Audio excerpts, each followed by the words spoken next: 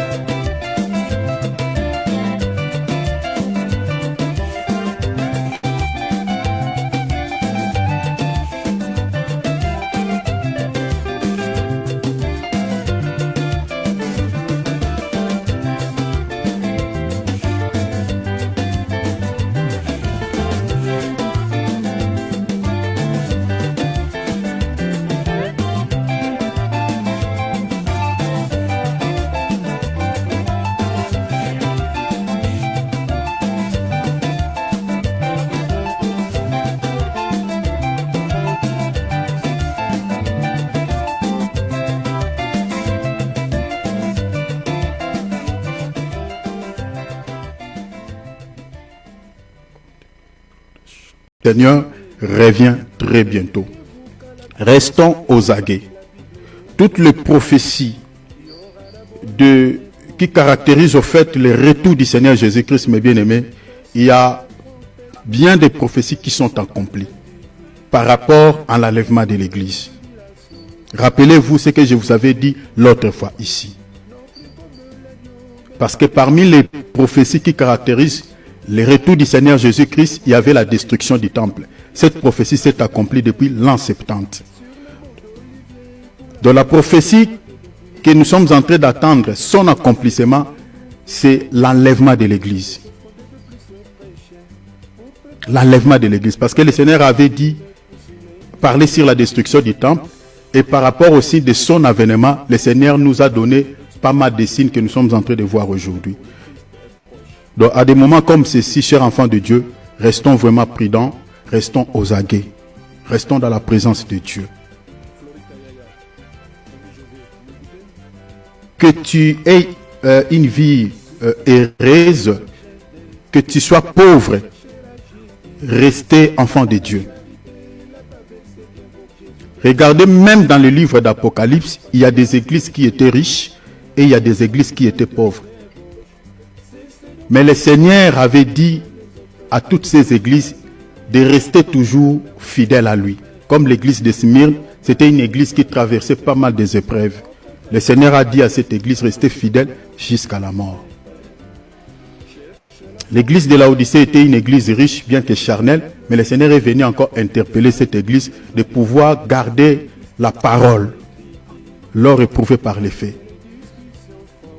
Donc, restons fidèles à Dieu. Que tu aies à manger, que tu manques à manger, que tu sois erré, que tu sois pauvre, restons fidèles à Jésus.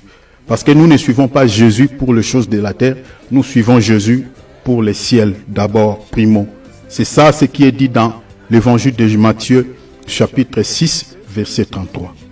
Cherchez premièrement, premièrement, ce n'est pas d'abord le mariage. Premièrement, ce n'est pas d'abord l'argent. Premièrement, ce n'est pas d'abord les choses de ce monde. Le Seigneur dit d'abord les salis. Malheureusement, dans la plupart de nos assemblées, on a mis les salis après toute chose. On a mis la chair avant toute chose. L'argent, les mains, toutes ces choses que vous connaissez. Alors que les primos, d'abord quand un homme de Dieu tient les micros pour pouvoir annoncer la parole, les primos c'est d'abord cibler l'âme. Ce n'est pas la chair. Les salis des âmes. Donc soyons prudents, Jésus revient. Alors la requête est celle-ci. Prie le Seigneur qui te fortifie. Si tu n'as pas la vie de prière, demande l'aide de Dieu. Si tu passes beaucoup de temps dans des futilités, dans des balivernes, cher enfant de Dieu, ce n'est pas bon. Surtout si tu es chrétien, tu es enfant de Dieu, ce n'est pas bon. Jésus a dit à Marthe, tu t'inquiètes pour beaucoup de choses, mais Marie, ta sœur, a choisi la bonne part qui ne lui sera point ôtée. Et la bonne part que Marie avait choisie, c'était la parole. La vie éternelle passe par la parole, par la connaissance de la parole. C'est ça ce qui est dit dans Jean chapitre 5, verset 39. Vous sondez les Écritures parce que vous pensez d'avoir en elles la vie éternelle. Cher enfant de Dieu, si tu n'as pas la connaissance de la parole, tu n'as pas la vie. Tu n'as pas la vie. Jésus aujourd'hui, c'est la parole. Alors, il faut que tu aies le temps de méditer la Bible. Il faut que tu aies le temps de prier. Les 24 heures que Dieu te donne, ne les termine pas que sur la chair, mais subdiviser ces temps. Donner aussi une portion au Seigneur. Et aussi le temps de méditer. Et aussi le temps de prier, d'entrer en contact avec le Seigneur. Donc, si tu as une baisse de vie de prière, ou ta vie chrétienne n'est pas en bonne santé, la requête est que demande à Dieu que le Seigneur puisse restaurer ta santé spirituelle. Peut-être depuis que cette année a commencé, tu n'as même pas jeûné même un 6-12, même un 6-18. Tu n'arrives pas même à se priver de la nourriture, même pendant 18 heures. Ce n'est pas bien. Tu ne seras pas fort sur le plan spirituel. Alors demande l'aide de Dieu. Tu sais si ta vie chrétienne est à bonne santé ou pas, mais demande l'aide de Dieu. Parce qu'il revient. Le Seigneur ne viendra pas chercher les chrétiens charnels, mais les chrétiens qui gardent la foi, c'est-à-dire la parole. Luc chapitre 18, verset 13. Je crois verset 8, pardon. Luc chapitre 18, je dis verset 8 ou 13. Quand le Fils de l'homme reviendra, trouveras-tu la foi? Vous voyez, le Seigneur ne viendra pas chercher tous les chrétiens qui remplissent nos assemblées locales. Non. Il viendra chercher... Donc, merci. Luc chapitre, tu peux dire au micro, Luc chapitre combien? Alors, Luc chapitre 18, verset 8. Merci, mon frère. Donc, le Seigneur viendra chercher les chrétiens qui gardent la parole, c'est-à-dire qui gardent la foi. Parce que dans la Bible, on en a 3 types de foi. La foi comme fruit, la foi comme don, et puis la foi comme parole, selon Galates chapitre 1, verset 23. Et la foi dont on fait référence dans ces passages, c'est la foi tant que parole.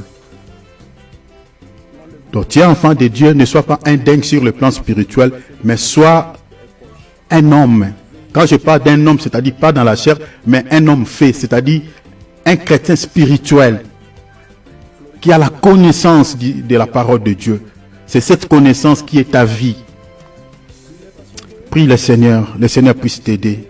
Demandons l'aide de Dieu. Prions. La Bible dit, il rôde comme un lion, cherchant qui il dévorera. Vous savez, lorsqu'on avait précipité Satan sur la terre, il y a une voix qui disait au ciel, malheur à la terre, parce que le diable est descendu vers vous, animé d'une grande colère. Je suis dans le livre d'Apocalypse chapitre 12. Vous savez, même les anges, cette voix-là, c'était la voix d'un ange. Vous savez pourquoi cet ange avait crié malheur aux habitants de la terre? Parce qu'il a été précipité vers vous. Il est précipité animé d'une grande colère. Et la colère que le diable exerce contre les habitants de la terre, c'est tout le désordre que nous sommes en train de voir dans le monde. Les guerres. Vous voyez, regarde ce qui se passe à l'est de la République démocratique du Congo. Regarde ce qui se passe à l'Ukraine. Regarde ce qui se passe au Moyen-Orient. Vous savez, donc, vraiment, c'est horrible. C'est ça, ce qui approuve que le diable était descendu vers les habitants de la terre, animé d'une grande colère. la montée du mal. Voyez, tout ce que nous sommes en train de voir, tous les désordres que nous avons, que nous vivons dans ce monde, c'est ça ce qui approuve que le diable était descendu vers nous, animé d'une grande colère. Le diable manifeste sa colère selon l'évangile de Jean chapitre 10 verset 10, c'est-à-dire, ils détruisent des vies, ils volent, ils tuent, voilà. Il réalise sa colère par ces trois objectifs. Mais le Seigneur, sachant cela, ne nous a pas dit de se laisser faire face à ces derniers. Le Seigneur nous a donné le pouvoir de pouvoir les mettre hors d'état de nuire. Donc, nous les chrétiens, nous avons ce pouvoir d'empêcher l'ennemi de pouvoir toucher à nos vies, toucher à nos projets. Je suis dans Luc chapitre 10, verset 19. Donc, la victoire que le Seigneur avait remportée à la croix de Golgotha, ce n'était pas pour lui, c'était pour nous. Parce que dans Matthieu 28, il dit, tout pouvoir m'a été donné, dans le verset 18, tout pouvoir m'a été donné dans les cieux sur la terre. Et ce pouvoir-là, c'est ça ce qu'il dit dans Luc 10, 19, que je vous ai donné le pouvoir. Vous voyez? Donc, c'est-à-dire, cette victoire de la croix de Golgotha, c'était pour nous. C'est pour cela même dans l'épître de 1 Jean, je crois, chapitre 2 Jean, chapitre 1er au chapitre 2, verset 9, le texte dit que, petits enfants, vous les avez vaincus. Vous voyez? Parce que celui qui est en vous est plus grand ou est plus fort que celui qui est dans ce monde. C'est-à-dire, nous avons la victoire sur les diables, non parce qu'on a combattu, mais parce qu'il y a quelqu'un qui a combattu pour nous, qui fait que nous soyons des victorieux. C'est-à-dire, le combat que nous menons sur le plan spirituel, nous ne menons pas ce combat pour remporter la victoire, mais nous menons ce combat parce que nous combattons dans la victoire, parce que la victoire est dans notre camp, la victoire nous appartient. Est-ce que vous voyez cela? Parce que à la croix de Golgotha, le Seigneur Jésus-Christ avait dit, tout est accompli. En d'autres termes, la victoire est dans notre camp, c'est fini. Donc, c'est fini. Donc, voilà pourquoi, cher enfant de Dieu, quand tu fais la prière d'autorité, rassure-toi déjà que tes ennemis ne résisteront pas devant les faits qui sortiront de ta bouche. Parce que l'Esprit de Dieu vit avec nous. Et la Bible dit que le Seigneur a fait de ses serviteurs des flammes de feu. Est-ce que vous voyez cela? Parce que tout chrétien est un serviteur de Dieu. Parce que nous faisons partie du royaume des sacrificateurs. Or, un sacrificateur, c'est un serviteur. Est-ce que vous voyez cela? C'est-à-dire, nous sommes des sacrificateurs. Nous sommes un royaume des sacrificateurs, des serviteurs. Et il a fait de ses serviteurs des flammes de feu. Alors, ne te laisse pas faire. Ne te laisse pas faire. Le diable, n'est pas, comme je l'ai dit, cet ange qui a été précipité. Oui, ça c'est le diable aussi, en tant qu'ange déchu. Mais il faut voir ici, le diable, c'est aussi le sorcier qui est dans votre famille. C'est ça aussi le diable.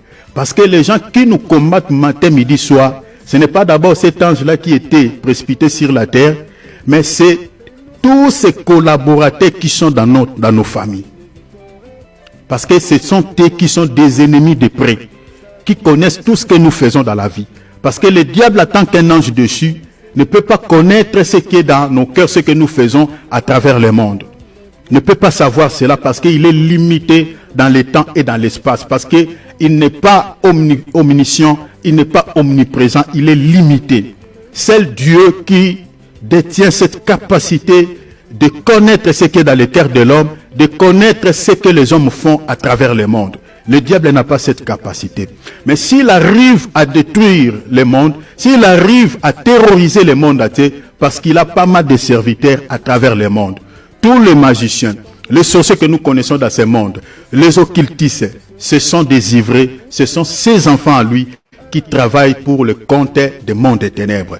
Alors, la tante là qui est dans la sorcellerie dans votre famille, cet oncle là qui est dans la sorcellerie dans votre famille, c'est lui d'abord, quand tu pries, que tu dois cibler dans la prière, que le Seigneur renverse tous ses plans. Parce qu'il n'est pas là dans votre famille pour vous bénir, il n'est pas là dans votre famille pour vous caresser au sens du poil, mais il est là pour le compte de Satan, pour le compte des mondes des ténèbres. Alors, il est crucial de pouvoir renverser ce plan, de renverser ce projet dans votre vie.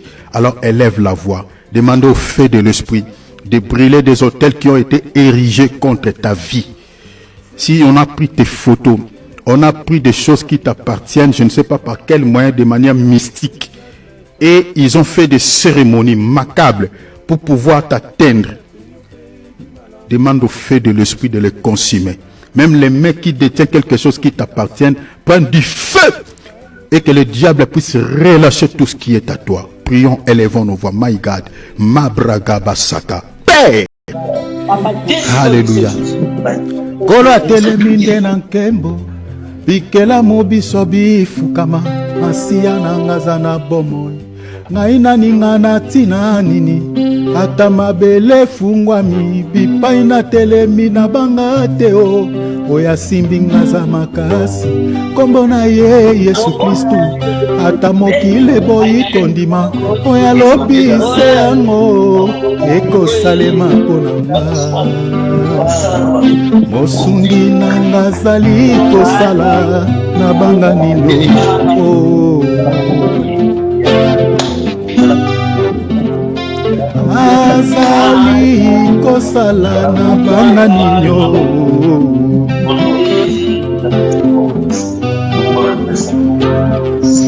Kola teleminde na nkembo. Ikela mubiso bifukama. Asiya na ngaza. Aina nina na tina nini. Ata mabele fungwami. Itana telemi na banga teo. Oya sibi ngaza makasi. Kombo na Yesu Kristu. Ata mokile boro kondima. Oya lobi se yango. Eko salema ponanga. Mosungi nanga zali kosala na banga ninyo.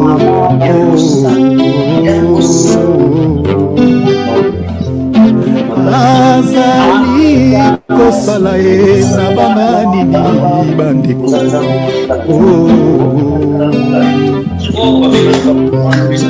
Kolo elonga nanga eza na yo Yesu. Na yonde na bengi nzambe tata. Yonde mobateli mapate ya nzambe Yesu. Na yonde na bengami mosantu. Kolo lobiko ya baye bakokanga Yesu. Na yonde na bengami mokitani ya nzambe na bomo. Mosungi nanga zali kosala na banga ninyo. Olingo loba Seigneur papa Yesu papa maloba nolo biebi makapamba te Seigneur eloko nini eloko nini eloko nini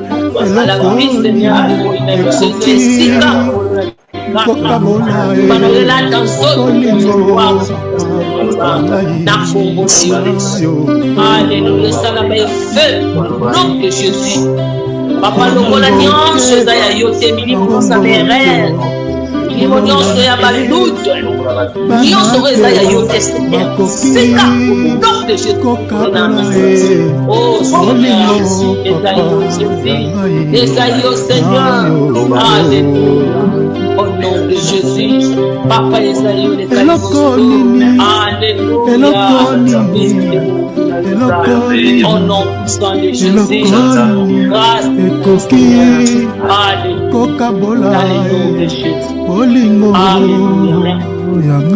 Merci, Papa.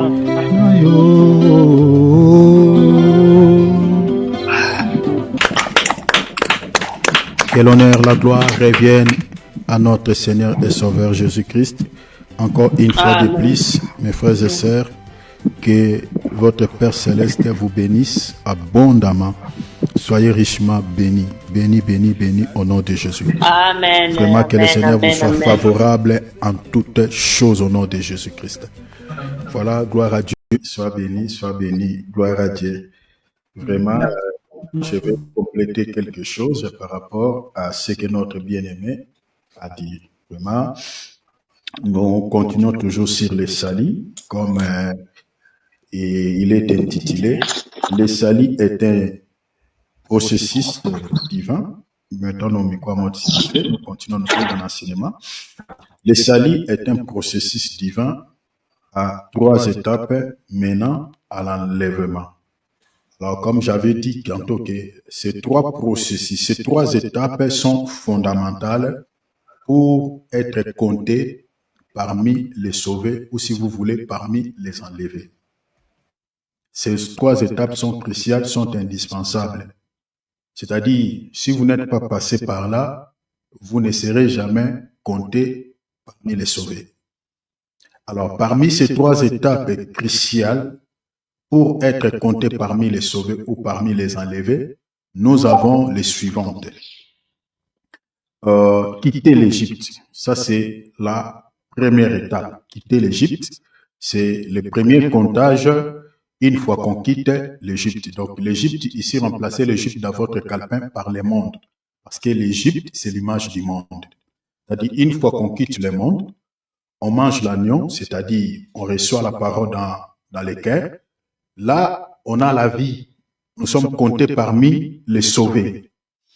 Et la deuxième étape, c'est le traverser les déserts, traverser du désert. C'est-à-dire, c'est le deuxième comptage, parce que dans les déserts, vous allez être également compté. On va faire encore le comptage ou, si vous voulez, le dénombrement. Et les traverser les déserts, au fait, là, nous devons être maintenant capables de porter les armes. Les armes. Et je crois que je toucherai la deuxième étape le samedi. Bien aimé, c'est là où on paye les prix pour être enlevé. C'est là où je vous expliquerai, parce que pour enlever aussi quelques confusions qui est dans l'esprit de certaines personnes qui disent que voilà, mais si le salut est un don gratuit de Dieu, pourquoi doit-on encore payer pour être enlevé? Je vais expliquer cela dans les deuxièmes points. On va expliquer parce que c'est là où on paye les prix. J'expliquerai, je donnerai tous les détails par rapport à ces deuxièmes points. Alors, la troisième étape, atteindre les Canaan. C'est le dernier comptage juste avant l'entrée dans la promesse divine. C'est les trois étapes que nous retrouvons dans la Bible pour être compté en tant que sauvé, en tant que quelqu'un qui a les salis. Alors, j'avais dit ceci par rapport à la première étape. Je vais expliquer un tout petit peu par rapport à la première étape, parce que, comme je viens de dire, la deuxième étape, nous en parlerons les samedis. Donc, les samedis ne manquez pas, bien aimés, parce que la deuxième étape, c'est là où on paye le coût de l'enlèvement. C'est très important. Il y a beaucoup de chrétiens peut-être qui n'ont jamais entendu cela. Que non, il y a un prix à payer pour être enlevé. Beaucoup peut-être n'ont jamais entendu un tel enseignement. Mais les samedis, soyez là, soyez connectés parce qu'on va expliquer cela en long et à large par la grâce de Dieu. Alors, nous sommes attelés sur la première étape, quitter l'Égypte. Je dis que quitter l'Égypte, c'est le premier comptage. Une fois qu'on quitte le monde, vous êtes compté en tant que quelqu'un qui a les salis. Vous êtes compté en tant que quelqu'un qui est sauvé. Vous êtes compté parmi les enfants de Dieu, parmi les membres actifs qui composent l'Église corps invisible, l'Église corps mystique de Jésus-Christ. Vous êtes compté. Parce que tu as quitté le monde, tu suis Jésus. Mais j'avais dit ceci, suivez-moi très bien, je vais faire un récapitulatif et puis j'ajouterai quelque chose et puis on va clore notre réunion de ce soir. J'avais dit tantôt que les salis que nous possédons, à la première étape, à la deuxième étape, ces salis est encore mystère en nous. C'est encore caché. Qui dit mystère, c'est-à-dire quelque chose qui n'est pas dévoilé, qui est encore dans les mystères. Donc c'est par la foi que nous croyons que nous sommes sauvés. Tel que nous sommes là, bien aimés, nous avons les salis, mais ce salis, il est encore caché. Il n'est pas encore dévoilé. Et à ce stade, cher enfant de Dieu, il n'y a pas la certitude. Parce que tel que nous sommes là, si on te pose la question que toi tu seras enlevé, tu diras oui, tu seras enlevé, mais qu'est-ce qui te rassure que toi tu seras enlevé quand le Seigneur reviendra? Tu diras que non, je crois. Tu diras tout simplement ça. Parce que tu n'as pas, je ne sais pas, tu n'as pas des éléments concrets, des éléments concrets qui te montrent réellement que toi, tu seras enlevé. C'est-à-dire, nous avons un salut, mais dans l'incertitude, c'est-à-dire par la foi que nous croyons. Donc, la première étape, la deuxième étape, nous sommes contents qu'il est sauvé, mais jusque-là, c'est salut que nous avons réussi à la première étape, c'est salut que nous avons à la deuxième étape, même dans les traversées du désert, ce salut-là est encore mystère en nous. Il n'est pas encore dévoilé. Mais à quel moment ce salut sera dévoilé? À quel moment ce salut sera manifesté? J'avais dit tantôt que le salut qui est caché en nous se manifestera à la troisième étape. Quand on fera la troisième ou le troisième dénombrement, le troisième comptage, c'est-à-dire avant d'atteindre le Canaan, avant l'entrée dans la terre promise, c'est là où le salut qui était caché en nous, à la troisième étape du comptage, que ce salut sera révélé, sera manifesté. Or, quand on parle de la troisième étape ici, c'est-à-dire, c'est l'enlèvement de l'Église. Là, le Seigneur va récupérer maintenant ceux qui sont qualifiés pour l'enlèvement. Et ceux qui sont qualifiés pour l'enlèvement, ce sont ces gens-là qui, les saluts qui étaient cachés en eux, seront maintenant révélés, seront maintenant manifestés. Et qu'est-ce qui nous prouve que ces saluts, quand le Seigneur viendra nous chercher, je parle, qu'est-ce qui va nous révéler que nous sommes maintenant sauvés pour du bon? Qu'est-ce qui va nous rassurer? Ce qui va nous rassurer que nous sommes sauvés pour du bon, c'est lorsqu'on verra, j'avais dit, les morts en Christ ressuscités, vous comprenez, reviennent à la vie. Lorsqu'on verra nos corps corruptibles revêtent l'incorruptibilité, vous voyez? Donc, c'est-à-dire, c'est par rapport à ces indices-là, je suis ici dans 1 Corinthiens chapitre 15. Lisez à partir du verset 50 jusqu'au verset 58. C'est-à-dire, quand on verra ces signes, c'est à ce moment-là maintenant, on comprendra que voilà, le salut qui nous a été promis par le Seigneur, c'est maintenant manifesté. Vous comprenez? C'est pour cela que vous lisez par exemple dans Ephésiens 2:8, la Bible dit quoi? Car c'est par la grâce que nous avons été sauvés au moyen de la foi.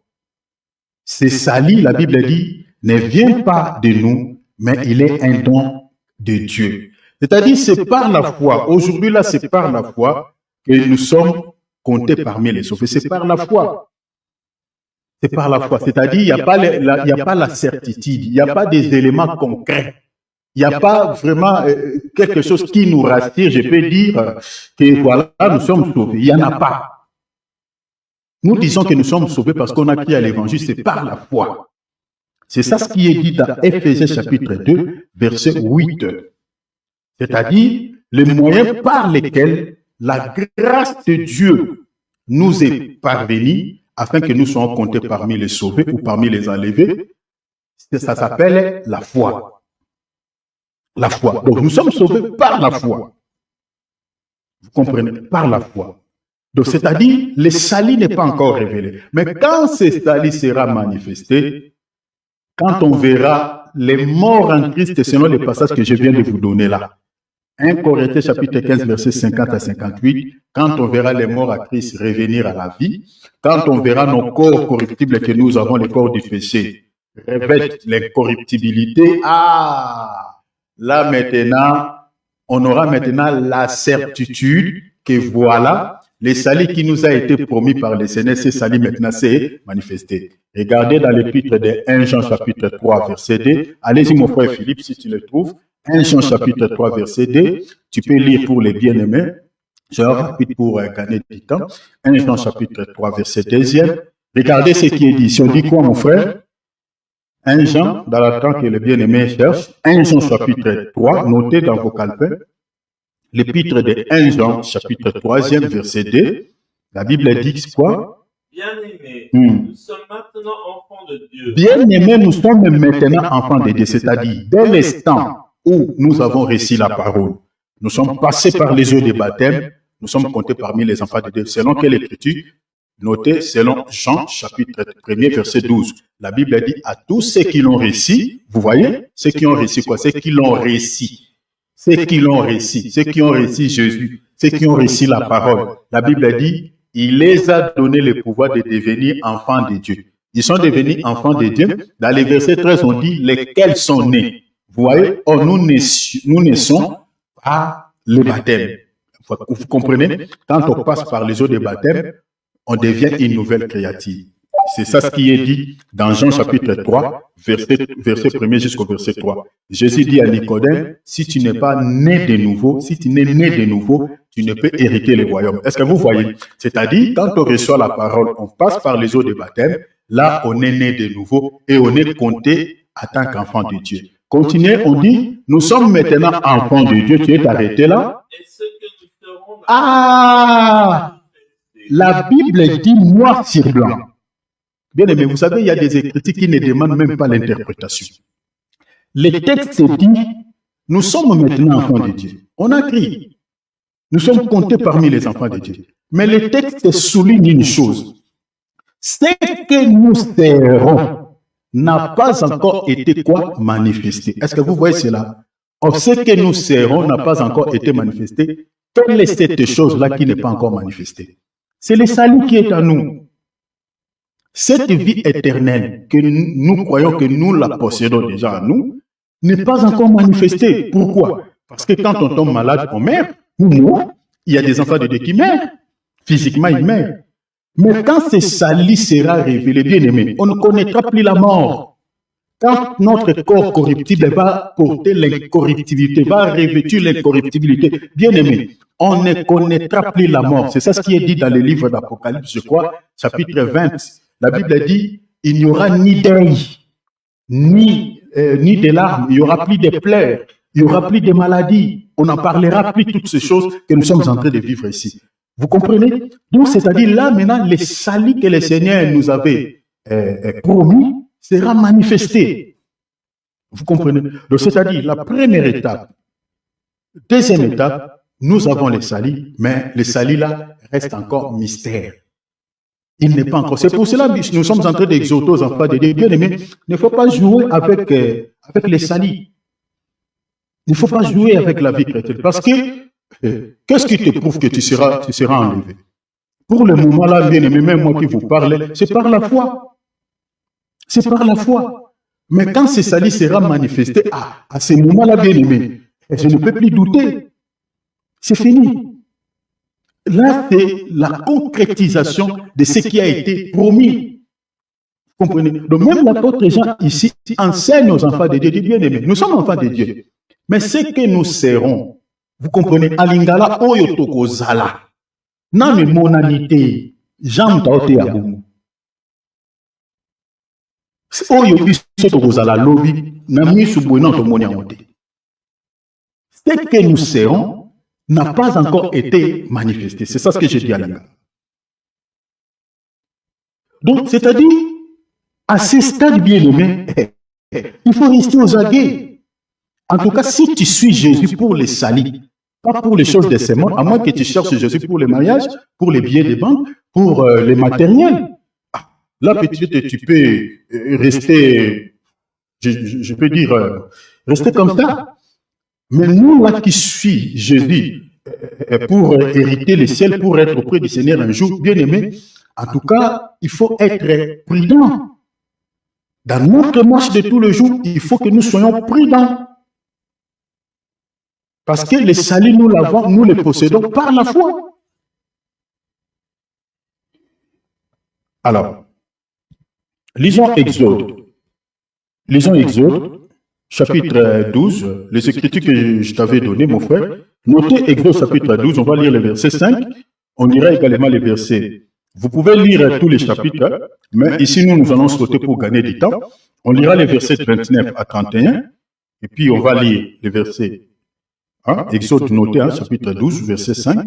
On lira 29 à 31, et puis 33, on va sauter. On lira également 37. On va encore sauter, on lira 42. Donc, on va s'arrêter là. Donc, on va sauter pour gagner du temps. Alors, lis-moi, mon bien-aimé, les versets 5 d'abord. Qu'est-ce qui est dit là-bas? Suivez bien cette lecture parce qu'il y a quelque chose d'hyper important qui est caché dedans, qui est lié à notre salut. Allez-y, mon frère.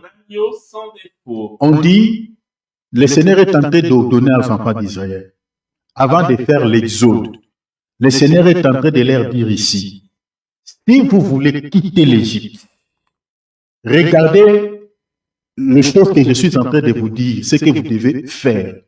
Prenez un agneau, mais cet agneau que je suis en train de vous dire de prendre doit être un agneau qui n'a pas de défaut.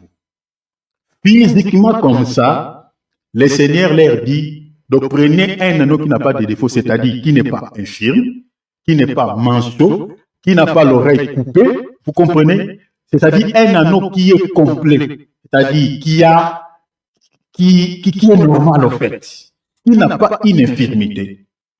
Or, les défauts ici, dans les langages spirituels, expliquent seulement les péchés. Tout simplement. Parce que dans la parole de Dieu, l'apôtre Paul, si vous lisez, je crois, dans l'épître de Timothée, l'apôtre parle des infirmes qui sont au milieu de nous, des aveugles.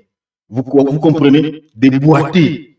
Vous comprenez? Ce n'est pas des boités dans le sens physique, ce n'est pas des aveugles dans le sens physique. Or, des infirmes sur le plan spirituel, ce sont des gens qui vivent dans le péché. Prenons par exemple ce que le Seigneur dit à l'église de Laodicée. Il dit, tu ne sais pas, tu es aveugle, tu es nu. Vous comprenez? C'est ça ce que le Seigneur dit à l'église de Laodicée. Mais physiquement, est-ce que cette église-là, il y avait des aveugles? Nous disons non. Est-ce que cette église-là, il y avait des infirmes physiquement? Nous disons non. Mais l'aveuglement dont le Seigneur parlait, ou l'infirmité dont le Seigneur parlait par rapport à cette église, était liée à la spiritualité. Est-ce que vous voyez cela? C'est pour ça que j'ai dit toujours aux enfants de Dieu, c'est très dangereux de lire la Bible de manière littérale et de la comprendre de manière littérale. C'est ça ce que l'apôtre Paul dit dans le l'épître de 1 Corinthiens plutôt chapitre 2, verset 13, il dit, nous employons les langages spirituels pour des choses spirituelles. Vous comprenez? C'est-à-dire, la Bible, quand on lit, quand on interprète la Bible, on emploie un langage spirituel. C'est-à-dire, quand vous voyez dans la Bible, on parle des aveugles, on parle des boités, bien aimés, ne le prenez pas d'abord au sens littéral. Non. Parce que quand le Seigneur dit à l'église de Laodicée que vous êtes des aveugles, mais même quand il disait aux pharisiens, vous êtes des sourds. Mais attendez, les pharisiens physiquement comme ça, attendez bien, écoutez ce que le Seigneur disait. Mais le Seigneur dit que vous êtes des sourds. La sourdité dont le Seigneur parlait, ce n'était pas physique, mais c'était au sens spirituel, c'est-à-dire parce qu'il ne comprenait pas les choses de l'esprit, n'avait pas des oreilles pour comprendre le langage du Seigneur. Alors, ici, on dit que l'agneau qui n'a pas de défaut, c'est-à-dire, le Seigneur est en train de dire, vous allez prendre un agneau qui est normal, qui n'a pas d'infirmité. Physiquement, l'Israël avait récupéré un agneau qui n'avait pas de défaut. Mais laisse-moi nous dire que ces choses étaient prophétiques. Parce que l'agneau dont on parle ici, il était question parce que nous sommes dans l'ombre. Mais dans la réalité, cet agneau, c'était l'image du Seigneur Jésus-Christ. Parce que quand Jésus est venu, quand il était né, quand il était venu pour se faire baptiser, c'est Jean-Baptiste. Jean, il a présenté Jésus-Christ en tant qu'un agneau, vous comprenez, qui ôte le péché, qui est venu pour sauver l'humanité de ses péchés. Est-ce que vous comprenez? Or, Jésus-Christ en tant qu'agneau, il était aussi un agneau sans défaut. Or, les défauts ici, c'est le péché. Jésus-Christ disait aux pharisiens, aux scribes, il dit, qui d'entre vous ici peut me convaincre du péché? C'est-à-dire, en lui, il n'y avait pas de péché. Il dit, le prince de ce monde vient, mais il n'y a rien de lui en moi. Jésus-Christ, il était saint. Est-ce que vous voyez cela? C'est ça le péché. Donc, l'agneau dont on parle ici, l'agneau sans défaut, souffrez un peu, je suis dans la révélation, mais je descendrai dans la doctrine. C'est-à-dire, on parlait du péché. Continuez, mon frère, continuez. On dit sans défaut, puis on dit quoi? Mal. Nous sommes dans le verset 5. On dit âgé d'un an. L'âge de la bien-aimée, suivez bien la lecture, soyez comme des berriens. L'âge dont on parle de l'agneau ici, âgé d'un an. Cet agneau, en tant que l'image du Seigneur Jésus-Christ, l'âge de l'agneau ici représente tout simplement l'âge de la dispensation que le Seigneur, en tant que le véritable agneau, était venu inaugurer. Je suis dans Luc, chapitre 4, verset 18. L'âge de l'agneau, c'est-à-dire l'année de la grâce. Jésus était venu inaugurer une année de grâce. Vous voyez le véritable agneau. Jésus était venu inaugurer une année de grâce. Une année de grâce, c'est ça l'âge de l'agneau. Donc tel que nous sommes là, mes bien-aimés, nous sommes en train de traverser l'âge de l'agneau, l'année de la grâce, une année de grâce. Parce que cette année, Jésus est venu l'inaugurer à la croix. Il a inauguré cet âge à la croix. Et cela prendra fin, vous comprenez, à l'enlèvement de l'Église. Doit être âgé d'1 an. Continuez, mon frère. On dit, vous pourrez prendre un agneau ou un chevreau. Ok. Allez directement dans le verset 29. Donc, vous comprenez, les bien-aimés est en retard. Laissez-moi l'avancer plus rapidement, s'il vous plaît. Au milieu de la nuit, l'Éternel frappa tous les premiers-nés dans le pays d'Égypte. Donc, la Bible dit ici qu'au milieu de la nuit, l'Éternel frappa, sonnait la nuit sous. S'il vous plaît, bien-aimés, je vous en supplie, nous sommes dans l'enseignement. La vie est cachée dans ces choses. La Bible dit au milieu de la nuit. Posez-vous la question, pourquoi le Seigneur n'avait-il pas accordé la délivrance à son peuple pendant la journée, mais la nuit? Pourquoi la nuit? Bien-aimés, tous ces détails, c'est important par rapport à nous, parce que la vie éternelle est cachée dans ces choses. Ces choses étaient prophétiques par rapport à notre salut. C'est ça ce qui est dit dans Colossiens chapitre 2, versets 16 à 17, que ces choses étaient l'ombre, c'était l'ombre des choses à venir. La réalité de tout ce que nous sommes en train de lire ici s'est accomplie dans la vie de notre Seigneur et Sauveur Jésus-Christ. Retenez que je vous avais dit ici que dans la Bible, nous avons au moins 4 temps. Nous avons le temps du matin. Le temps du matin est exclusivement pour les enfants d'Israël parce que l'ancienne alliance a été inaugurée le matin. Je suis dans Exode chapitre 24. Lisez à partir du verset 1er jusqu'au verset 4. L'Israël, Dieu avait ordonné, en fait, Moïse avait inauguré l'ancienne alliance le matin. Vous pouvez lire également Jérémie chapitre, chapitre 25, verset 4. La Bible dit, c'est dès le matin que Dieu a envoyé ses serviteurs, les prophètes, à la nation d'Israël. Vous comprenez? Dès le matin. Donc, le temps du matin, c'est le temps d'Israël. Et le deuxième temps que nous retrouvons dans la Bible, c'est le temps de midi. Le temps de midi, c'est la dispensation qui sépare la dispensation de la loi et la dispensation de la grâce. Dans un autre langage, ça parle de la mort du Seigneur Jésus-Christ. Parce que la Bible dit dans Galates chapitre 4, verset 4, Jésus-Christ est né sous la loi pour nous conduire vers la grâce, nous racheter. Donc, c'est-à-dire, la croix, c'est le milieu. La croix, même si vous lisez Romains chapitre 10, verset 4, la Bible dit Jésus-Christ est la fin de la loi. Or, la loi prend fin à la croix de Golgotha. La mort de Jésus-Christ a mis fin à la loi. Vous comprenez? Et si vous regardez bien les textes, Jésus-Christ était mort à midi pile. À midi. Lisez la mort de Jésus, lisez même, je crois, Luc chapitre 21, vous allez voir ça.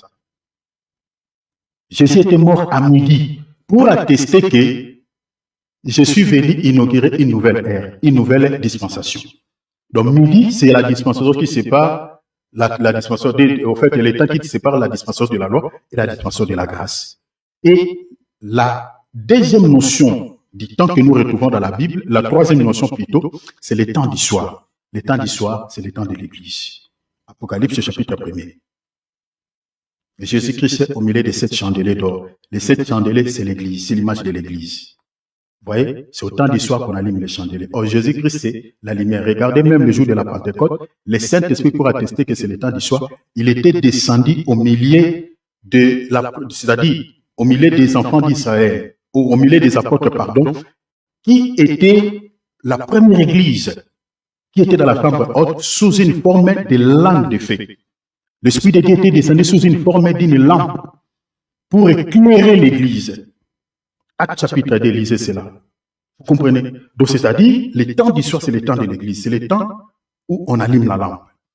Mais nuit, c'est les temps qui... Au fait, la nuit, si vous voulez, parce que la nuit dont on parle ici, si vous lisez à partir du verset 29, je suis effectivement dans le verset 29, le milieu de la nuit ici, c'est les temps qui séparent 2 jours. Qui séparent la fin des temps d'un jour et qui est le début du temps d'un autre jour. Ici, je suis en train d'expliquer la fin des temps de l'Église et le début des temps pour la nation d'Israël. Parce que la parole que nous écoutons, cette parole va retourner en Israël. Voilà pourquoi on parlait de la fin des temps de l'Église. Or, la fin des temps de l'Église, c'est ça le milieu de la nuit. C'est ça minuit. C'est-à-dire la porte de la grâce va se refermer et l'Israël qui est tombé dans l'endurcissement, dans l'incrédulité, parce que l'Israël est abandonné à cause de son péché. Vous connaissez, j'avais prêché ça ici. Cette grâce, Dieu n'a pas abandonné définitivement son peuple, mais cette grâce qui est encore en nous va retourner en Israël selon quelle écriture, selon Zacharie chapitre 12, lisez tous les chapitres. La Bible dit Dieu va déverser sur son peuple l'esprit de grâce. C'est-à-dire, l'esprit de grâce qui est avec nous va aller faire encore un travail à la nation d'Israël. C'est ça ce qui veut dire le milieu de la nuit. Je vous renvoie même dans l'évangile de Matthieu chapitre 25. Quand Jésus parle de la parabole des 10 vierges, la Bible dit au milieu de la nuit, une voix qui cria. Est-ce que vous voyez aller à sa rencontre? C'est ça la fin des temps de l'Église. L'Église va partir en enlèvement. C'est-à-dire c'est le temps où l'époux vient chercher sa femme. C'est ça le milieu de la nuit. Alors ici, on dit qu'au milieu, bien aimé Philippe, je continue pour aller vite. Au milieu de la nuit, l'Éternel va faire quoi? Va frapper.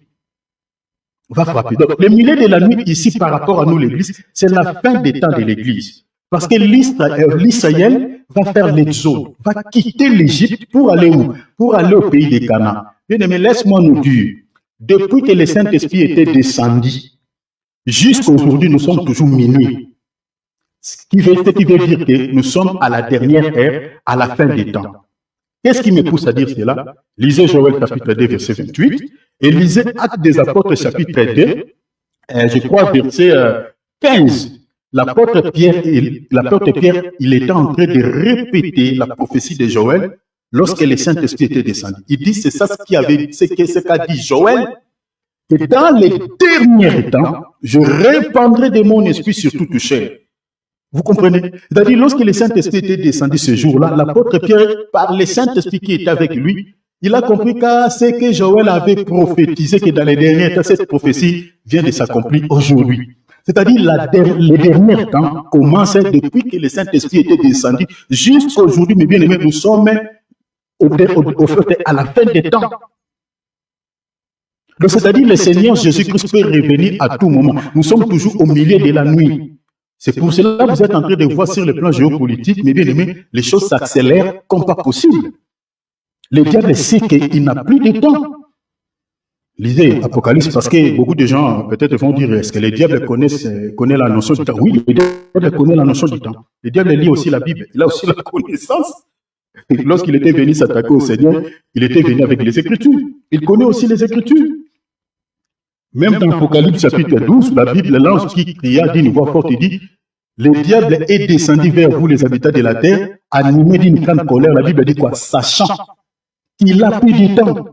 Est-ce que vous voyez, le diable connaît la notion du temps. Sauf que les chrétiens, les enfants de Dieu, ne connaissent pas. Beaucoup ne connaissent pas.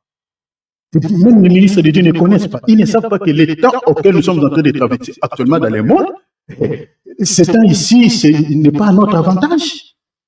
Ce temps touche à sa fin, le temps de l'Église touche à sa fin. C'est le temps de préparer les enfants de Dieu. Ce n'est pas d'emballer les enfants de Dieu dans des messages qui touchent la chair. C'est le temps de préparer l'épouse à la rencontre de son époux. Mais beaucoup des enfants, beaucoup de serviteurs de Dieu nous embarquent dans des distractions. Et le Seigneur dit, errez serviteurs qui donnent la nourriture au temps convenable. Le temps auquel nous traversons, ce n'est plus le temps de pouvoir distraire les enfants de Dieu, mais préparer l'épouse du Seigneur à la rencontre de l'époux. Regardez les Illuminati. Ils savent, ils accélèrent les choses. Regardez tous les désordres que nous avons actuellement dans le monde. Regardez tous ces troubles. Mais bien aimés, Regardez les tremblements de terre. Dernièrement, il y avait les tremblements de terre qui a fait couler beaucoup d'encre à Birmanie. Mais aujourd'hui, là, il y a eu encore un tremblement de terre qui a fait couler beaucoup d'encre à Turquie. Est-ce que nous, les chrétiens, quand nous sommes en train de voir ces choses, devons-nous, mes bien-aimés, rester dans des distractions? Mais ce sont des prophéties qui s'accomplissent. Matthieu 24, qu'est-ce que le Seigneur a dit? Quand vous verrez toutes ces choses, sachez-le que je suis proche à la porte. Donc, quand on voit ce tremblement de terre qui est en train de frapper le monde, les guerres, ça et là, l'Ukraine et la Russie, on regarde au Moyen-Orient, Hezbollah, vous prenez Palestine, Israël, vous regardez en RDC, la tension monte partout. Moi, je suis les informations tous les jours. Mais bien aimé, le monde n'est pas dans la paix. J'avais suivi une information ici en Suisse. L'État suisse est en train de préparer beaucoup de sommes d'argent pour, au fait, aider l'armée. Vous comprenez? Investir dans l'armée. Je dis, mais comment nos dirigeants investissent plus dans l'armement? On ne s'inquiète plus pour la vie des gens. Mais la réalité de ces choses est qu'ils savent pourquoi ils sont en train de s'investir dans l'armée. Parce qu'il y aura une troisième guerre mondiale. Mais cette troisième guerre mondiale, ça ne sera plus contre les nations, mais ça sera contre l'agneau qui viendra pour délivrer l'Israël. La guerre que nous appelons la guerre de Gog et Magog. Vous voyez cela? Mais le monde est en train de se converger vers un seul point commun qu'on appelle gouvernement mondial. C'est pour cela que vous êtes en train de voir les États-Unis, la grande puissance, s'imposent.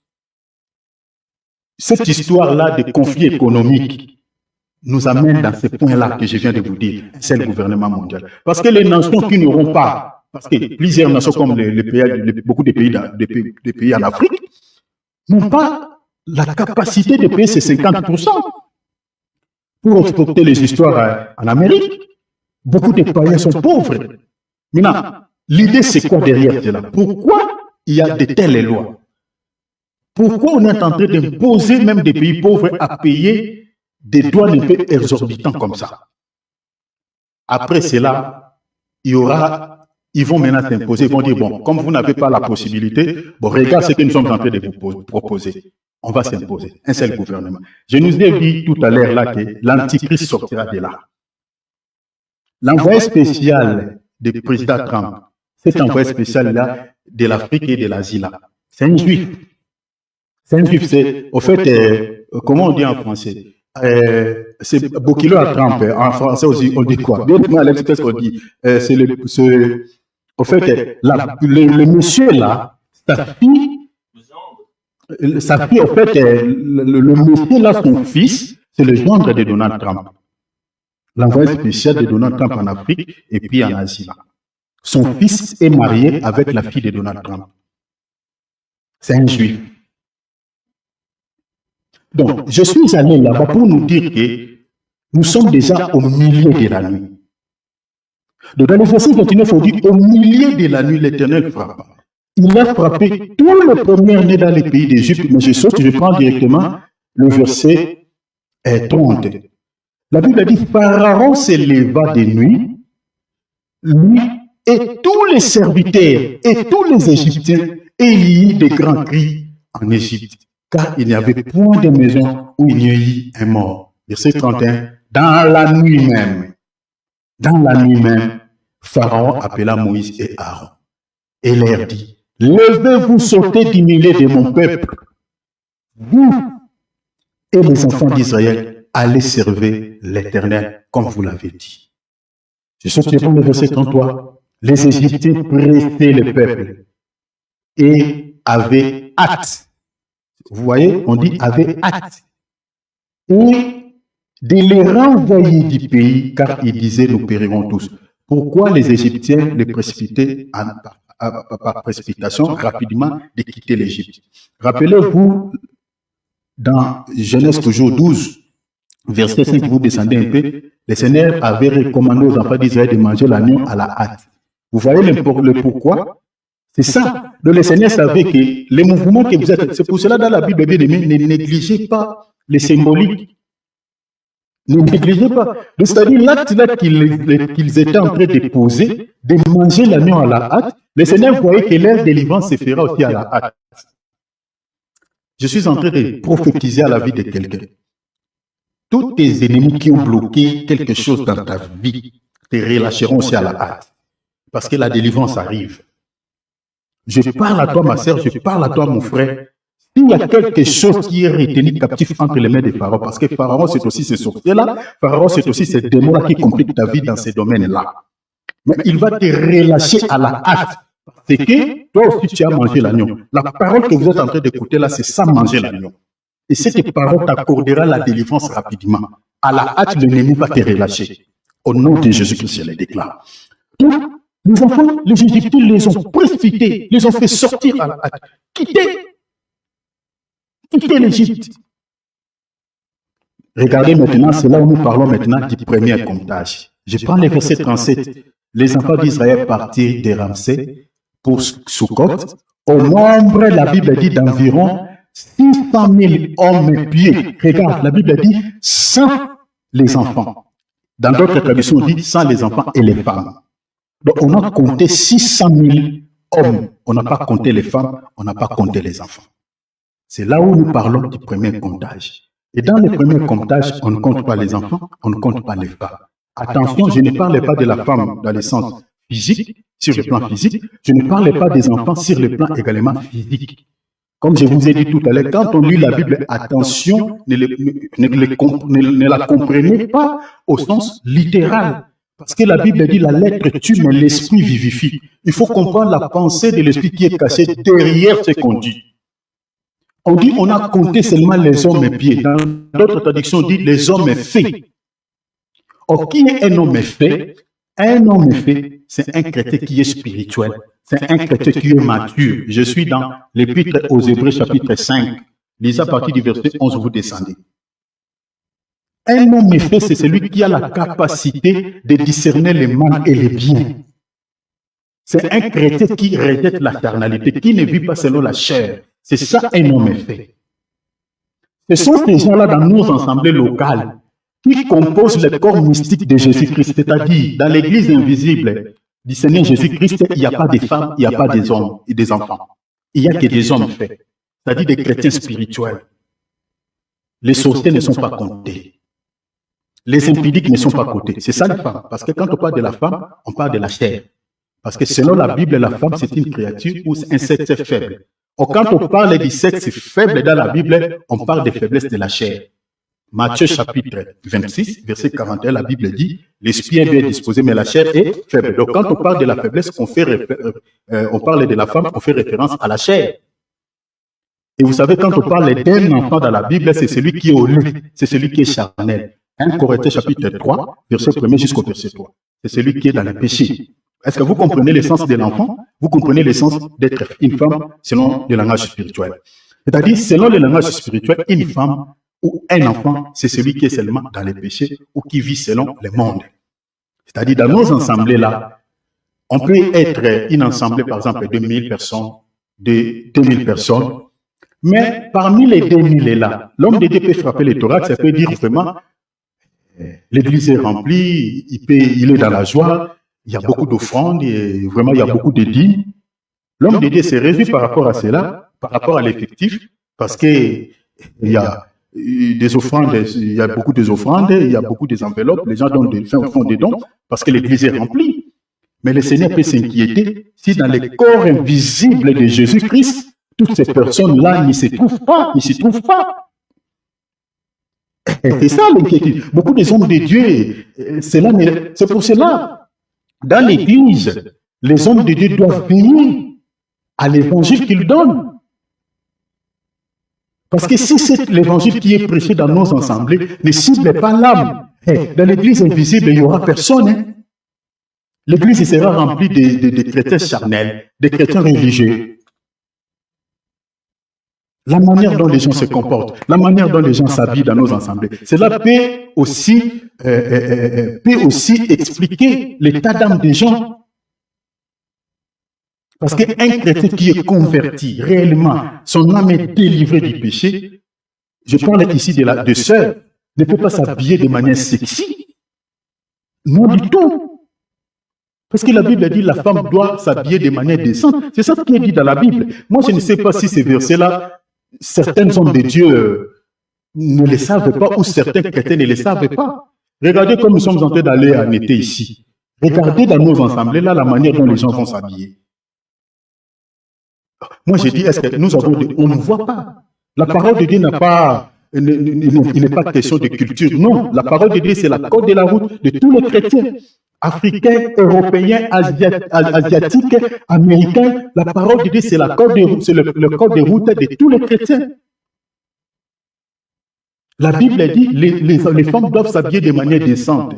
Si tu es une fille de Jésus-Christ, tu dois t'habiller de manière décente. Là, je parle des sœurs et les frères aussi. J'ai été scandalisé un jour, on était allé chez un homme de Dieu aller faire un travail. J'ai été scandalisé, la manière dont l'homme de Dieu était habillé, j'étais scandalisé. Donc, le travail qu'on était en train de faire, il fallait ça, se rallonger un peu, descendre, tout ça. Et quand l'homme de Dieu a essayé de descendre, bien, j'ai vu tous ces derrière étaient dehors. Vraiment, j'étais choqué par rapport à cela. La coiffure, tout ça. De notre manière de se comporter peut aussi expliquer notre état d'âme. Peut être l'explication de nos états d'âme. Donc, vous comprenez que mes bien-aimés, ça c'est très important. Et ici, la Bible dit qu'on n'a compté que des hommes. Et j'ai dit que selon l'Épître aux Hébreux chapitre 5, à partir du verset 11, celui qui est un homme, c'est celui qui est spirituel. C'est celui qui n'est plus au lait. C'est celui qui n'est plus charnel. C'est celui qui a rejeté le monde, qui vit selon la parole. Et ça, c'était le premier comptage. Parce que nous parlons de 3 comptages pour atteindre Canaan. C'est-à-dire, nous quittons l'Égypte, ça c'est le premier comptage. Dans les déserts, on va compter encore ceux qui sont capables de transporter les armes, de porter les armes. Et c'est ça que je parlerai le samedi. C'est là où on paye les coûts de l'enlèvement. Et ça, ce n'est pas facile. Hein? En tout cas, je vous demande, mes bien-aimés, demandez à Dieu qu'il vous donne le temps. Le samedi, je vais vous expliquer, en tout cas, ces choses avec tous les détails que le Seigneur m'a donnés. C'est là où on paye les coûts de l'enlèvement. C'est là où beaucoup de chrétiens se posent beaucoup de questions. Est-ce que le Seigneur me connaît? Les déserts. Posez-vous la question, chers enfants de Dieu. Entre nous. Il y avait un chemin raccourci de l'Égypte au pays de Canaan. Un chemin où l'Israël pouvait parcourir à la terre. Un chemin où l'Israël pouvait faire quelques jours et puis il arrive au pays de Canaan. Mais le Seigneur les a dit, vous n'allez pas partir par ce chemin. Vous allez traverser par la mer Rouge, vous allez partir par les déserts. Bien, mais posez-vous la question, c'était pourquoi? Pourquoi? Les raccourcis est là. Seigneur, toi tu nous amènes là-bas. C'est pour dire ces choses étaient prophétiques. C'est pour dire que mes bien-aimés, quand on quitte l'Égypte, on quitte le monde, on donne la vie à Jésus. Bien-aimés, il y a un désert. Vous n'allez pas entrer au Canaan, mes bien-aimés, sans passer par le désert. C'est là où Dieu nous purifie. C'est là où, mes bien-aimés, nous allons combattre. C'est là où on parle des combats de la foi. Parce que, mes bien-aimés, la foi qui ne raconte pas les épreuves, la foi qui ne raconte pas les tribulations, ce n'est pas une foi. Ta foi doit être éprouvée dans les déserts. Je parlerai de ces points. Et là, beaucoup de chrétiens qui n'ont pas enseigné par rapport à ces choses attribuent tout aux sorciers. Ils ne savent pas que non, c'est peut-être c'est le Seigneur qui est en train de l'éprouver. C'est là où beaucoup de chrétiens disent, hey, c'est les sorciers de notre famille, c'est des liens. Oui, les liens existent, mais n'oubliez pas, les attaques sataniques, des liens de condamnation satanique ont la même couleur que les épreuves, ont la même couleur. Parce que quand Dieu nous passe dans les épreuves, il utilise toujours les diables. Et les diables, là, peuvent être les sorciers de votre famille. Je parlerai beaucoup de choses bien, mais suivez-moi très bien parce que beaucoup de chrétiens traversent des moments très compliqués dans leur vie et ils ne discernent pas. Par manque d'enseignement, ils ne discernent pas, ils ne savent pas que dans la vie chrétienne, quand on donne sa vie à Jésus, quand on quitte le monde bien aimé, vous n'allez pas faire un raccourci pour aller au ciel. Parce que j'explique le Canaan en tant que ciel. Vous passerez dans le désert, c'est là où vous allez être compté. Parce que dans le désert, on avait fait le dénombrement, on a compté à partir de l'âge de 20 ans jusqu'au-dessus. Est-ce que vous voyez? Donc, c'est-à-dire on a compté le martyr et puis on avait compté seulement des hommes, pas les femmes, pas les enfants. ceux qui sont capables de porter les armes. Et pourquoi le Seigneur l'avait fait? Parce que dans les déserts, il y avait des Amalécites, il y avait des ennemis, l'Israël devait combattre, il y avait la famille, il y avait beaucoup de choses. C'est ça ce que l'apôtre Paul exhorte aux chrétiens dans Actes des Apôtres, chapitre 14, verset 22. Il dit, c'est par beaucoup de tribulations qu'ils nous font entrer dans le royaume des cieux. C'est par beaucoup, ce n'est pas par peu. L'apôtre Paul dit par beaucoup. Et quand il était en train de dire ainsi, l'apôtre Paul venait d'être lapidé. Il avait frôlé la mort. À ce relevant, il commence à exhorter. Et cet évangile n'est plus prêché dans nos ensembles. Et beaucoup de chrétiens, moindre souci, moindre complication dans la vie, il abandonne le Seigneur. Il ne viendra plus aux réunions, il ne va plus prier, il ne va plus gêner. Il dit, le Seigneur, tu m'as déçu, le Seigneur, tu m'abandonnes, le Seigneur, tu ne vois pas ma situation. Il abandonne la foi. Combien de chrétiens, au moment où nous sommes en train de parler, qui, au fait, sont des religieux, sont très charnels. Il n'y a plus la différence entre ces chrétiens et les païens. Ils vivent confortablement dans le monde parce qu'ils n'ont pas supporté les épreuves. Si vous voulez, au fait, le désert, c'est l'école de Dieu. L'école de Dieu. Vous ne pouvez pas quitter l'Égypte directement, traverser, aller directement au pays de Canaan. Il faut passer dans cette école. Moi, j'appelle ça l'université de coups durs. Il faut passer par cette université. Si vous n'êtes pas passé par là, bien aimé, la porte du ciel est fermée. Là, tu vas payer le coût. C'est pour cela que vous remarquerez l'apôtre Paul dit. L'apôtre Paul dit, dans 2 Timothée chapitre 4, verset 7, l'apôtre Paul dit, j'ai combattu les bons combats de la foi. Il dit, mon frère Philippe, prends-moi cela et lis-moi s'il te plaît. J'aimerais répéter les mots qui sont là-bas parce que c'est très très important. L'apôtre Paul dit, j'ai combattu les bons combats de la foi, j'ai achevé ma course. Il dit, j'ai gardé la foi. Regardez, c'est-à-dire, vous connaissez d'ailleurs la vie de l'apôtre Paul. L'apôtre Paul, il a subi pas mal de persécutions. Plusieurs fois, l'apôtre Paul a été persécuté. Plusieurs fois, il a frôlé la mort. Mais l'apôtre Paul n'a jamais régné. Regardez, même il a écrit dans Romains 8, il dit, rien ne peut me séparer de l'amour de Christ, ni la mort, ni la vie. Mais quand on lit ces écritures, posez-vous la question, pourquoi Paul disait comme ça? L'apôtre Paul, plusieurs fois, il a frôlé la mort. Dans Acte 14, là, que je vous ai donné là, si vous lisez un peu plus haut, il a été lapidé, presque même les gens qui l'ont lapidé savaient déjà qu'il est mort. Mais il a dit, rien ne peut me séparer de l'amour de Jésus, ni la mort, ni la vie, ni les anges, ni les dominations. Mais beaucoup de chrétiens aujourd'hui, la mort les sépare avec Jésus. Les situations de la vie, quant à la chair, les séparent avec Jésus. Pourquoi on ne garde pas la foi comme Paul? Comme nos aînés dans la foi. Lis-moi mon frère, s'il te plaît, regarde. J'ai combattu le bon combat. Il dit, j'ai combattu le bon combat. Allez-y, mon frère. J'ai achevé la course au soir de sa vie.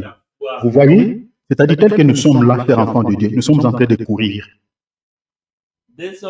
Attendez, mon frère Philippe, un tout petit peu. Nous sommes en train de courir. Et nous sommes en train de courir vers où? Vers le pays de Canaan. C'est-à-dire, dans notre course, l'apôtre Paul dit, moi j'ai gardé la foi. C'est-à-dire qu'il faut garder la foi. Il faut garder la foi. Parce que le combat de la vie chrétienne, c'est le combat de la foi. On ne peut pas parler de la foi dans la Bible sans faire allusion aux épreuves, aux souffrances de la vie chrétienne. Parce que, comme je viens de dire, une foi qui ne raconte pas les épreuves, ce n'est pas la foi. Je suis dans 1 Pierre chapitre 1er, versets 6 à 7. L'apôtre Paul Pierre dit, c'est ça ce qui fait votre joie. Il faut que vous soyez attristés par des diverses épreuves. Il dit, l'épreuve de votre foi, comme l'or cependant est éprouvé par le feu. Est-ce que vous voyez cela? L'épreuve de votre foi, l'épreuve est liée à la foi. Et l'apôtre Paul à la fin dit, vous aurez comme résultat la louange, la gloire, quand le Seigneur Jésus-Christ apparaîtra, c'est-à-dire le jour de l'enlèvement. Là, on aura des récompenses. Continuez, dis quoi, mon frère? Désormais, Désormais, la justice est réservée. oh, on aura la couronne de la justice quand? Le jour de l'enlèvement. Donc, c'est-à-dire ici, l'apôtre Paul, il parle de l'enlèvement non avant les combats de la foi, mais non après les combats de la foi, mais avant les combats de la foi. Donc, c'est-à-dire, si vous n'avez pas combattu, bien aimé, vous ne pouvez pas espérer à l'enlèvement. C'est un passage obligé. Il dit, j'ai combattu, j'ai gardé la foi. Et là, maintenant, il dit, comme j'ai fini mon combat, là, j'attends maintenant l'enlèvement. Donc, c'est-à-dire, le combat de la foi précède l'enlèvement. Il faut payer ses prix. C'est ça ce que Jésus a dit. Tout celui qui veut me suivre, qu'il se charge de sa croix. Or, la croix, c'est le prix. Jésus, quand on parle de l'œuvre de la croix, l'œuvre de la croix que Jésus a accomplie pour nous, c'est le prix qu'il avait payé pour nous sauver. 1 Corinthiens chapitre 6, verset 20, 1 Corinthiens chapitre 7, verset 23, la Bible dit, vous avez été rachetés à un grand prix. Le prix là, c'est ça la croix. Et quand Jésus dit que tout celui qui veut me suivre, qu'il se charge de sa croix, Jésus voulait tout simplement nous dire que vous aussi, vous devez payer un prix. La croix, c'est le prix. Et le prix de la croix, c'est les épreuves. Parce que Jésus a été éprouvé à la croix de Golgothe. C'est ça ce qu'il dit à l'église de Laodicée. Il dit, je suis l'or éprouvé par les faits. Il était éprouvé à la croix de Golgothe. Les épreuves, c'est l'image de la croix. Tu dois transporter ta croix, tu dois supporter jusqu'à la fin. Tu dois payer ce prix. Si tu veux être compté parmi les enlevés, et c'est ça le désert, avant d'atteindre Canaan. Parce qu'après le désert, c'est maintenant le pays de la promesse. Là, tous ceux qui entreront là-bas, c'est ceux qui ont combattu selon les règles. Parce que je parlerai aussi des règles. Parce qu'il faut combattre aussi selon les règles. Je parlerai aussi de cela. Donc, pour terminer, ici, vous comprenez que la Bible dit qu'on a compté des hommes, mais on n'a pas compté les enfants, on n'a pas compté non plus les femmes. Et dans le verset 42 dit, cette nuit sera célébrée à l'honneur de l'Éternel parce qu'il est fils sorti du pays d'Égypte. Cette nuit, l'Israël était sorti la nuit. Donc vous comprenez que l'agneau a accordé la délivrance parce que ce n'est pas Moïse qui avait accordé la délivrance à l'Israël, mais c'est l'agneau, la mort de l'agneau ici, qui a frappé Pharaon, qui a permis que le peuple soit libéré des pays d'Égypte. C'est la mort de l'agneau. Bien aimé, laisse-moi nous dire que si l'agneau n'était pas mort au pays d'Égypte, l'Israël ne serait pas sauvé, n'allait pas quitter l'Égypte. L'agneau qui est mort en Égypte ici, c'est l'image de la mort de Jésus-Christ dans ce monde. Parce que l'Égypte, c'est le monde. Jésus était mort dans ce monde pour nous accorder la délivrance de la servitude du péché, de la servitude des pharaons. Mais, avant de clore notre temps, parce que mon minute est épuisée, si vous lisez d'après Exode, ici je vais vous expliquer quelque chose dans la révélation, c'est très important par rapport à notre santé spirituelle. Et puis je vais clôturer par là. Dans Exode 12, on nous parle de la mort de l'agneau. Et c'est la mort de l'agneau qui a permis aux enfants d'Israël de quitter l'Égypte. Mais dans les chapitres 6 et 13 d'Exode, la Bible dit que c'est la main puissante de Dieu qu'Israël est sorti du pays d'Égypte. Maintenant, la question, est-ce qu'il y a-t-il une contradiction dans le langage de la Bible ou non? Parce que la Bible dit la mort de l'agneau qui a permis aux enfants d'Israël de faire l'exode. Mais dans Exode chapitre 6, chapitre 13, on dit que c'est la main puissante de Dieu qui avait accordé la délivrance au peuple. Est-ce qu'il y a-t-il une contradiction? Oui ou non? Laisse-moi nous dire qu'il n'y a pas une contradiction. L'agneau qui a permis, qui a accordé la délivrance au peuple ici, cet agneau-là, c'est toujours la main de Dieu. Ça peut vous compliquer, mais récupérez ça comme ça, je vais vous expliquer. C'est important d'expliquer la Bible dans la révélation, c'est très très important. L'agneau qui a permis aux enfants d'Israël de quitter l'Égypte ici, cet agneau-là, c'est ça ce qui est dit aussi dans Exode chapitre 6, verset 13, c'est aussi la main de l'Éternel. C'est-à-dire dans votre calepin, écrivez la main de l'Éternel égale l'agneau. Pourquoi j'ai dit ça?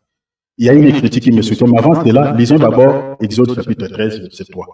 Je lis, Moïse dit au peuple, souvenez-vous de ces jours où vous êtes sortis d'Égypte, de la maison des servitudes, car c'est par sa main puissante que l'Éternel vous a fait sortir. Vous voyez, on dit la main puissante, mais au pays d'Égypte, si on demande aux enfants d'Israël, est-ce que vous avez vu la main de l'Éternel venir vous délivrer ici?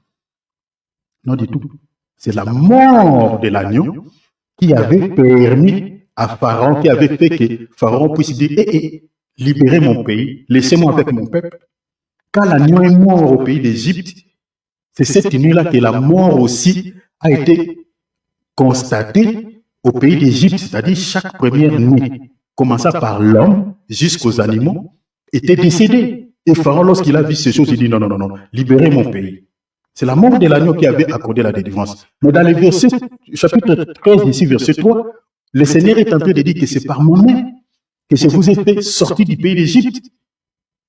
Et je dis qu'il n'y a pas la contradiction par rapport à cela. Pourquoi? Parce que l'agneau qui avait accordé la délivrance au peuple, cet agneau-là, c'est la main de l'Éternel. Qu'est-ce qui me pousse à le dire? C'est Ésaïe chapitre 53. Lisez, vous pouvez lire tous les chapitres, mais lisons quand même verset 1 jusqu'au verset 4. Regardez. Vous allez comprendre que cet agneau, c'est toujours la main de l'Éternel. Regarde ce qui est dit ici. Qui a crié à ce qui nous est annoncé? Regarde, la partie B. Qui a reconnu les bras de l'Éternel? On parlait du bras de l'Éternel. Ici, j'aimerais même dire aux gens qui pensent que quand on dit Jésus est assis à la droite de Dieu, il y a des gens qui pensent que voilà, Jésus, depuis qu'il est monté au ciel, ne s'est jamais assis. Depuis qu'il est à la droite de Dieu, il reste que dans cette position. Et les gens comprennent cette droite-là au sens littéral. Non. Non. Quand la Bible parle de la main de Dieu, bien aimé, il faut chercher cette main-là. C'est quelle main dont on parle? Quand on parlait c'est-à-dire quand on parle, par exemple, tout ce qu'on peut parler de Dieu, par exemple, au sens physique, ne le comprenez pas au sens physique. La Bible nous a dit ici, qui a reconnu les bras de l'Éternel? Mais Dieu est esprit. Est-ce que Dieu possède un bras où il est met comme moi et toi? Non! Parce que la Bible dit, l'esprit n'a ni chair ni os. Mais les bras dont Isaïe parle ici, c'est quel bras? C'est le verset suivant qui nous donne la réponse. La Bible dit, il s'est élevé devant lui comme une faible plante. Ah bon? Ce qui est élevé, ici la Bible dit, c'est le bras qui s'est élevé. Remplacé il par les bras. C'est ça la continuité de la pensée, de l'écriture. La Bible dit, il s'est élevé devant lui comme une faible plante. La Bible dit, comme un rejeton qui sort d'une terre desséchée. Waouh, les bras. Il n'avait ni beauté. Waouh, les bras n'avaient ni beauté. La Bible dit ni éclat. Les bras de l'Éternel n'avaient ni éclat. La Bible dit pour attirer nos regards et son aspect n'avait rien pour nous plaire. Dans les versets, on dit quoi? Mépriser et abandonner des hommes. Homme de douleur. Ah, les bras est devenu un homme de douleur. Est-ce que vous avez vu les bras de l'Éternel? C'est-à-dire, dans un langage simple, hein, quand on parle des bras de l'Éternel, les bras de l'Éternel, c'est le Seigneur Jésus-Christ. C'est ça. Lisez bien Isaïe avec l'esprit, vous allez comprendre. Comprenez? Donc, j'ai pris cette écriture pour vous dire ceci, que quand la Bible dit dans Exode chapitre 13, verset 3, que c'est par la main de l'Éternel que l'Israël avait quitté l'Égypte, avait fait l'exode, c'est pour ça que je vous ai dit que la main là, en fait, c'est l'agneau. Parce que l'agneau dont je parlais, c'est le Seigneur Jésus-Christ. Est-ce que vous avez vu ça? Donc, c'est le Seigneur Jésus-Christ qui avait accordé la délivrance à ses peuples. Donc, bien-aimé, si tu veux être compté parmi les membres qui composent l'Église invisible, l'Église corps mystique de Jésus-Christ, il faut être un homme fait. Il faut devenir un homme fait. Il faut devenir un chrétien spirituel. Parce qu'un chrétien spirituel, c'est celui-là qui est un homme fait selon la parole de Dieu. Si tu es encore dans une vie charnelle, tu es dans le Seigneur, mais tu t'accroches de deux côtés, tantôt dans la lumière, tantôt dans les ténèbres, tu goûtes un peu au péché, tu goûtes un peu à la sainteté, c'est que tu as encore une femme, c'est que tu as encore un enfant. C'est-à-dire, dans les comptages, Dieu ne te compte pas. Parce que dans les comptages de Dieu, on ne compte que des hommes et des hommes faits. Mais si tu veux faire partie de l'Église, en tant que membre de l'Église invisible, il faut devenir un homme fait, c'est-à-dire un chrétien spirituel, c'est-à-dire celui qui a la capacité de fuir le mal, de discerner que ça c'est le mal, ça c'est le bien. Là, tu seras compté en tant que chrétien. Alors, je vais clôturer par ici. Donc, vous comprenez ici, l'Israël a quitté l'Égypte. On a compté plus de 600 hommes qui avaient fait l'exode. Donc, celui qui avait accordé la délivrance ici, c'est l'agneau lui-même. C'est le Seigneur lui-même. C'est là où nous parlons maintenant du don gratuit de Dieu, le salut en tant que don gratuit de Dieu. C'est-à-dire, le peuple n'avait pas fourni des efforts. Le peuple n'avait fait rien. C'est le Seigneur lui-même qui avait fait tout pour que Pharaon puisse relâcher son peuple. Cette image-là, c'est ça quand quelqu'un écoute la parole. Il reçoit Jésus-Christ dans sa vie comme le Seigneur et Sauveur. Directement, il a le salut via la parole. Le Seigneur libère sa vie sur le plan spirituel entre les mains de l'ennemi. C'est ça ce qui est dit, que le Seigneur a dit, je vous ai transporté des ténèbres au royaume de la lumière. C'est Colossiens, chapitre 2, verset 12. Si quelqu'un est en Christ, il est une nouvelle créature. Le fait que tu te retrouves dans la parole, tu te retrouves dans le Seigneur, tu as le salut, tu as reçu ces cadeaux que Dieu nous a fait, c'est-à-dire la parole, Jésus. Vous comprenez? Vous avez le salut et vous êtes compté en tant que membre qui compose l'Église du Seigneur. Si du moins vous avez quitté réellement le monde. Et là, vous n'avez rien payé pour posséder ce salut. Vous avez justement accepté la parole et vous avez du coup le salut. C'est l'agneau qui a payé pour vous. La mort de Jésus-Christ vous accorde ce salut gratuitement dès l'instant où tu te décides d'abandonner le péché et de suivre le Seigneur. Mais cela ne s'arrête pas là. Il y a encore le deuxième comptage dans le désert. Il faut passer par le désert, c'est-à-dire passer par les cordes de Dieu avant d'atteindre le Canaan. Ça sera le deuxième comptage, le deuxième dénombrement. C'est pour cela, bien aimé, dans la vie chrétienne, ceux qui disent que sauver pour du bon, je ne sais pas par rapport à quoi ces gens-là disent cela. Beaucoup de chrétiens qui nous ont précédés dans l'au-delà, aujourd'hui, ces chrétiens-là sont surpris. Ceux qui n'ont pas marché dans la crainte de notre Seigneur. Ceux qui ont cru que voilà, sauver pour du bon, et ils ont continué à mener leur vie dans des désordres, voilà, dans une vie de saleté. Ils mélangent le Seigneur avec les fétiches, avec le monde. Et ceux qui sont morts sont surpris. Parce qu'ils pensaient que voilà, j'avais déjà fait mon baptême, et puis bon, j'avais reçu la parole, j'ai servi le Seigneur, et je peux vivre comme tout le monde, et puis c'est bon, j'ai les salis. Bien aimé, attention. Donc, je m'arrête ici. Les samedis, je vais parler sur la deuxième étape. Je parlerai sur traverser du désert. Là, j'entrerai vraiment dans la profondeur et je vais creuser. Sinon, le Seigneur vous bénisse, mes bien-aimés. Merci pour le temps que vous avez accordé à la parole. Que le Seigneur nous encourage tous. Vraiment, que ces messages ne fassent peur à personne.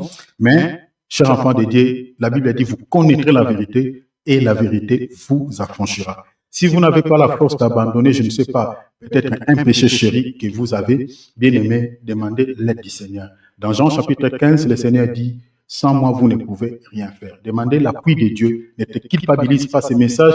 Le but, ce n'est pas de pouvoir vous culpabiliser dans le sens péjoratif, bien évidemment, parce qu'il y a aussi la bonne culpabilité qui peut pousser une personne à la repentance.